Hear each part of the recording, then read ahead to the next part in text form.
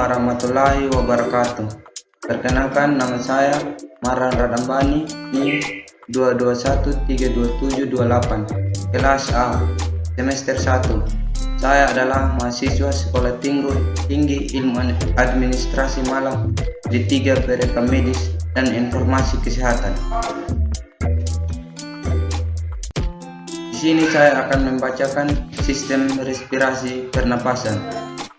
Sistem respirasi adalah sistem yang membawa oksigen melalui jalan napas kemudian ke alveoli, yang kemudian akan mengalami difusi ke darah untuk direfleksikan.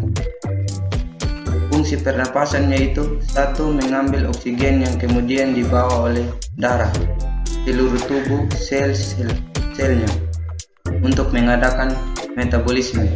2. Mengeluarkan karbon dioksida yang terjadi sebagai sisa dari metabolisme kemudian dibawa oleh darah ke paru-paru untuk buang. 3. Melembabkan udara. Bagian-bagian sistem pernapasan pada manusia terdiri atas yaitu: 1. Hidung, 2. Rongga mulut, 3. Faring, 4. laring, 5. trakea, 6. bronkus, 7. bronkeolus, 8. alveolus, 9. paru-paru. 1. Rongga hidung. Rongga hidung merupakan tempat masuknya darah menuju tenggorokan. 2. Rongga hidung. Rongga hidung dimulai dari vestibulum pada bagian arterial ke bagian perterial yang berbatasan dengan nasofaring.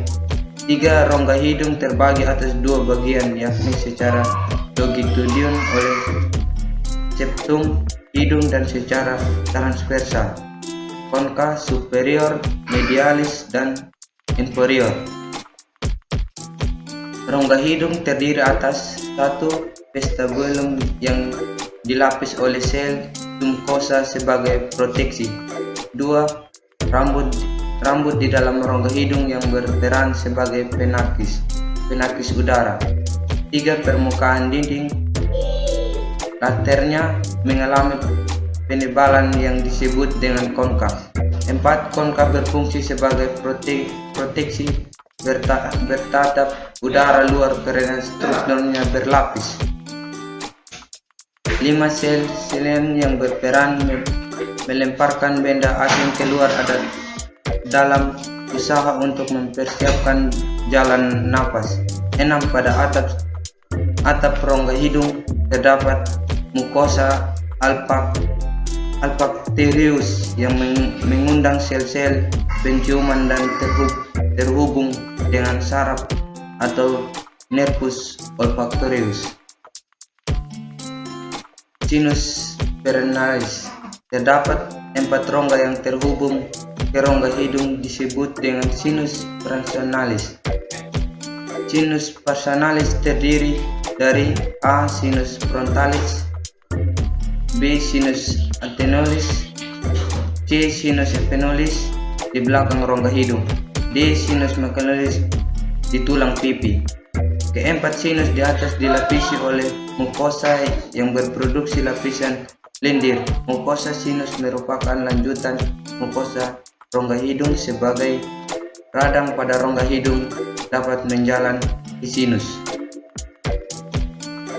2. Faring. Bagian belakang dari rongga hidung dan rongga mulut berikut seperti tabung corong dan sebagai jalannya udara dan makanan, merupakan tempat bersimpang antara jalan pernapasan dan jalan makanan. Bagian di mana pemisahan antara makanan dan udara terdapat di bawah dasar tenggorokan di belakang rongga hidung dan mulut setelah depan ruas tulang leher. Fungsi faring adalah: 1. Menyaring udara oleh rambut getar. 2. Menyeimbangkan tekanan udara. 3. Tempat antragan bersin terjadi untuk mengeluarkan benda asing. 3. Laring. Laring adalah bagian saluran pernapasan bagian atas yang merupakan suatu rangkaian tulang rawan yang berbentuk corong dan terletak setinggi vertebrata. Fungsi laring. 1. Menghasilkan suara. Menghasilkan suara. Laring memiliki organ yang disebut pita suara yang berperan sangat penting dalam membentukkan suara. 2. Mengarahkan makanan masuk. Laring juga berfungsi untuk membantu mengarahkan makanan masuk ke esofagus. 4. Bronkus. Bronkus merupakan cabang batang tenggorokan trakea yang terbagi menjadi dua bagian, yaitu bronkus kanan dan bronkus kiri. Fungsi utama bronkus adalah menyediakan jalan bagi udara yang masuk dan keluar paru-paru. Bronkus kiri lebih panjang, sempit dan mendatar daripada yang arah kanan.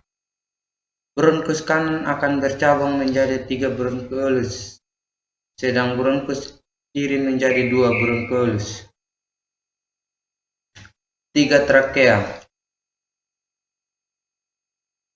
Trakea berbentuk pipi tabung, memiliki diameter sekitar 20-25 mm dan panjang sekitar 10-14 cm. Tersusun atas 20 tulang rawan berbentuk cincin yang kuat tetapi fleksibel, terletak bersebelahan dengan esofagus, kerongkongan, yaitu seluruh pencernaan. 5. Paru-paru.